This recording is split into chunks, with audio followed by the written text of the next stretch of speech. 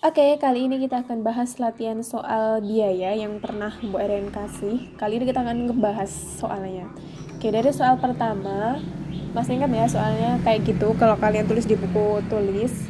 Nah, hitunglah biaya total harga pokok penjualan penerimaan kotor ketika harga 30.000 dan laba atau keuntungan Raffi. Oke, yang pertama adalah biaya total. Kalau kita lihat rumusnya, biaya total sama dengan biaya tetap ditambah biaya variabel. Oke, kita lihat di sini ya. Kalau di sini ada biaya investasi dan alat, kita tidak menggunakan biaya investasi dan alat karena biaya investasi dan alat ini nanti akan dipergunakan untuk menghitung yang namanya BEP. Jadi kita mengabaikan biaya investasi.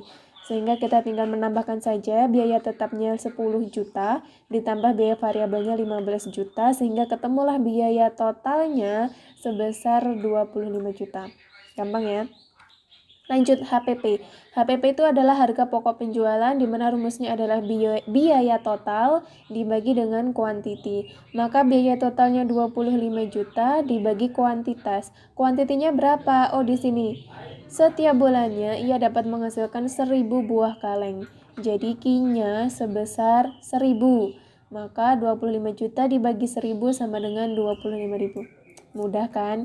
Kemudian yang C, penerimaan kotor.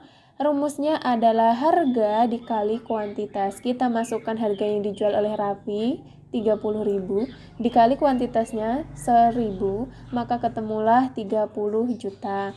Dan yang terakhir adalah laba atau keuntungan, di mana laba atau keuntungan ini rumusnya cukup mudah, yaitu penerimaan kotor ini dikurangi dengan biaya. Maka penerimaan kotornya 30 juta dikurangi biaya totalnya 25 juta, maka laba atau keuntungan Raffi sebesar 5 juta rupiah. Oke, mudah. Lanjut, kita ke contoh soal yang kedua. Ini adalah soalnya, kalian sudah pernah menuliskan di buku paket sebelumnya.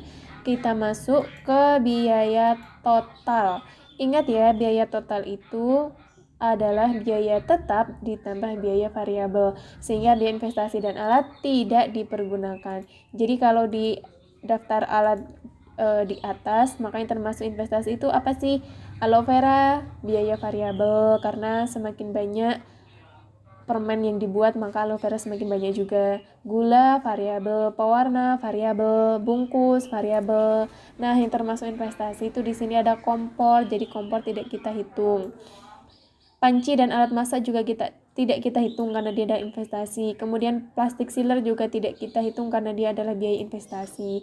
Nah, maka kita dapat merumuskan bahwa biaya tetap dalam hal ini, biaya tetap itu ada apa saja? Biaya tetap di sini itu ada yang namanya tenaga kerja, ada gas, dan ada listrik dan air. Maka kita jumlahkan mereka bertiga, ketemulah 7.250.000.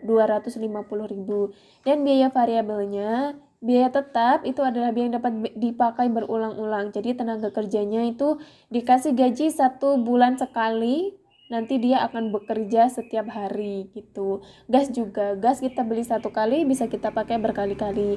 Air dan listrik juga begitu, kita membayar tiap bulan tapi kita bisa pakai berkali-kali.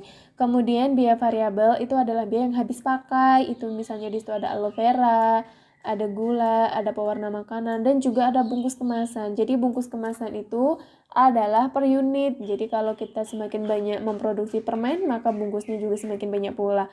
Maka kita ketemulah biaya totalnya adalah 10 juta. Kemudian harga pokok penjualan. Harga pokok penjualan itu adalah biaya total dibagi kuantiti. Biaya totalnya 10 juta dibagi kuantitinya 2.500. Dari mana kuantiti? Kuantiti itu adalah jumlah. Berapa jumlah yang dihasilkan? 2.500. Maka 10 juta dibagi dengan 2.500 sama dengan 4.000.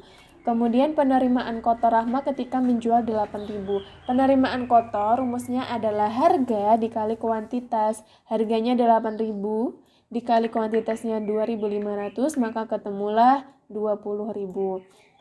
Dan yang terakhir adalah laba atau keuntungan Rahma. Ingat, laba itu penerimaan dikurangi dengan biaya, maka kita dapat menghitungnya penerimaan kotor 20 juta dikurangi biaya totalnya 10 juta, maka ketemulah laba bagi Rahma 10 juta. Mudah ya? Lanjut, ini adalah soal yang terakhir. Soalnya seperti ini. masih sama, tapi ini langsung ya, laba atau rugi Kak Ari ketika ia menetapkan harga 6.000 per kilogram? Oke, lanjut. Yang pertama kita perlu menghitung namanya biaya total. Ingat, biaya total di sini adalah biaya tetap ditambah biaya variabel. Jadi kita menghiraukan adanya biaya investasi. Biaya investasi di sini itu adalah biaya yang sekali dibeli jumlahnya harganya sangat mahal, dan tapi itu bisa dipakai selama kita produksi. Misalkan baskom dan juga alat masak. Ini kita tidak dihitung. Kompor kita juga tidak menghitung. Alat penyimpanan ini juga tidak kita hitung. Jadi yang kita hitung adalah biaya tetap dan biaya variabel. Biaya tetap di sini ada gas, ada air dan listrik, dan juga ada tenaga kerja kalau dijumlah sama dengan 900.000. Dan biaya variabel itu adalah biaya habis pakai, ada kedelai, ada ragi tempe, dan juga ada bungkus tempe. Kalau dihitung adalah 400.000, maka total biayanya adalah 1.300.000 rupiah. Kemudian HPP itu adalah biaya total dibagi kuantiti.